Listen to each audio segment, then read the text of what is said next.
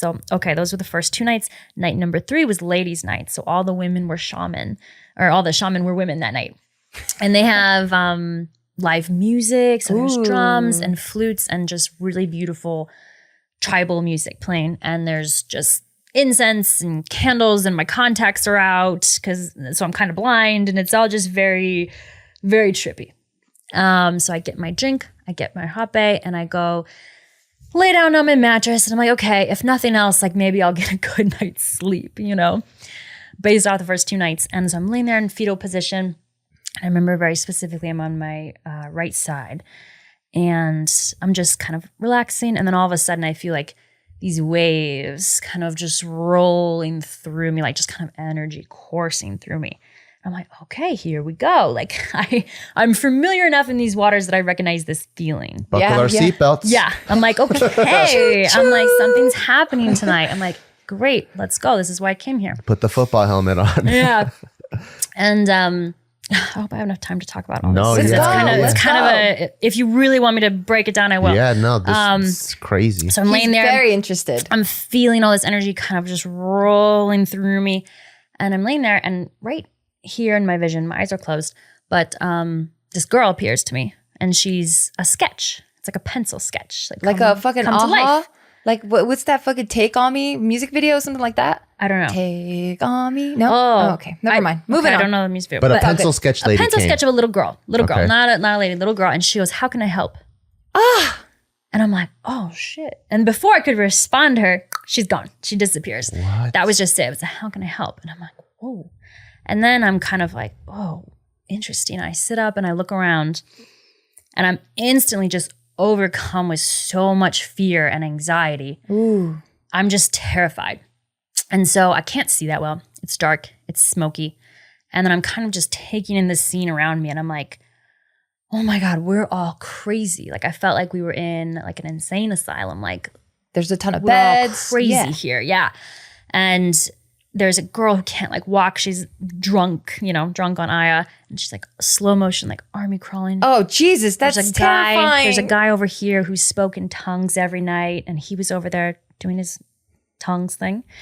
There's one lady over here just like aggressively rocking herself. And then to top it all off, to add to my fear, there was a girl outside screaming to be killed. Oh my God. And all the shaman had left the Maloka. They'd all ran outside to help this girl.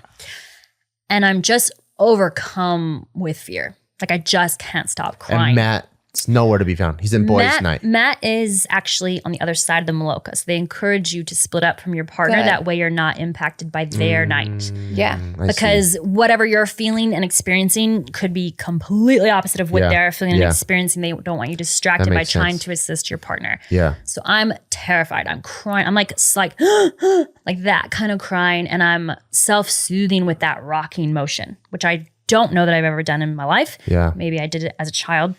But I'm just using that to self-soothe, and I'm crying and rocking and sobbing and so afraid, and afraid that he's afraid. I'm worried about him. I'm thinking about him. And eventually, like no one comes to help me. Like no one comes. No shaman comes. None of my neighbors help me. Nothing. And it's exactly what I needed. I needed to be able to get over that fear and conquer that fear by myself. And all I wanted was for someone to come, like, tell me, like, touch me and tell me it was going to be okay. And no one ever came. And once I kind of had a grip on that and I understood why I needed to experience it alone, I was like, okay, let me gather myself. I think I have to go to the bathroom. I think I can feel my bladder, and I think I need to pee. And so you're very just unsure of your body. You're like, if I stand up, can I? Is that going to work? Like, will my legs work? And so I stood up and I'm like, oh, okay, all good. So I make it to the bathroom, which is not very far. So you're high as fuck then. You are, but you also know you are. I see. You're like, okay, there's a reason I feel this way. Yeah. It's because I took a drug. Yeah. So you're not so out of touch to where you aren't like able to like rationalize. You know what I mean? Yeah, yeah. So I get up, I go to the bathroom. I'm sitting in the bathroom, and it's the most impactful bathroom moment I've ever had in my life. I'm sitting in there. I'm like, okay, you were sober enough to come here. So that means you're sober enough to go get a second drink. And that was second drink, like a second shot. What made you want to get a second shot? They say if you are like feeling sober enough to where you can handle it, you should do it. Oh. And I'm like, okay, I don't want to, but I know I should. So I mustered up my courage and I went up, back to the front and got my next drink from the shaman. And I thought I was going to be sick for that one. I kind of scurried back to my mattress because I thought I was going to puke, but I didn't. I got back and then the fear just came all over again. No. I'm crying, I'm sobbing, I'm rocking just aggressively. Still no one's coming. No comfort, nothing. And I remember, what I told you, like everything I'm feeling, like what's coming is going. I'm supposed to feel this. I'm supposed to feel this fear. I'm supposed to process this fear. For whatever reason, I have all this fear built up inside of me and I just need to let it go. And so I got to a good point with it. And then the music changed. And for whatever reason, that music shifted over to like a really like kind of tribal drums. And it was really, really good. Like I felt it. I felt it. And like I felt very seen by the music. And I was like, oh. And then all of a sudden everything started feeling really, really, really good. And my fingertips were just buzzing with electricity. And like I was like feeling my body and I'm like, whoa, just completely overwhelmed by my own body. And what an amazing, like, were you like capable machine. I'm fucking jacked. I look dope. I wasn't even thinking jacked, but I kept like squeezing my butt. I'm like, this is incredible. I was like, oh my God.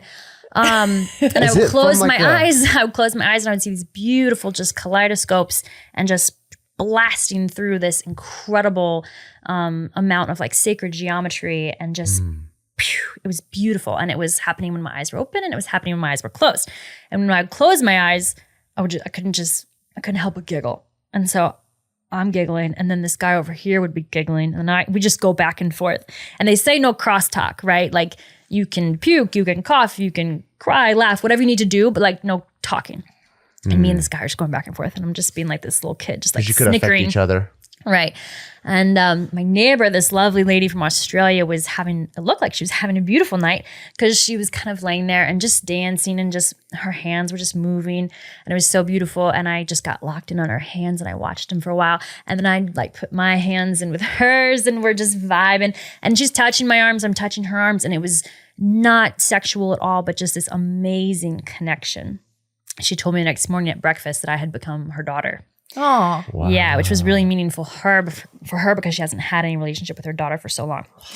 And so we're vibing and just having a beautiful night and I'm just giggling and just completely blissed out, like to the max. And then one of the shaman came over and she just to check on me. And I'm like crying, laughing because I cannot keep my shit together. You've seen it. I just can't stop. yeah. And she passed me my back and rubs my back and she's like, how are you doing? I'm like, I get it. I was like, this is what I've been missing, because my first 2 nights had been nothing. And she just like gave me a hug and then left, go check on someone else. And You're like, where were you the other fucking 2 hours, yeah. you bitch? But man, it's exactly what I needed. Yeah, no, I get it. Yeah. Did you have any questions, like longing questions answered? Not that night, I don't think. I think that night was Aya just showing me both ends of the spectrum. Of like extreme fear, like extreme darkness bliss. and lightness. Like this is how gnarly this can get. And this is how dark and scary and ugly this can get.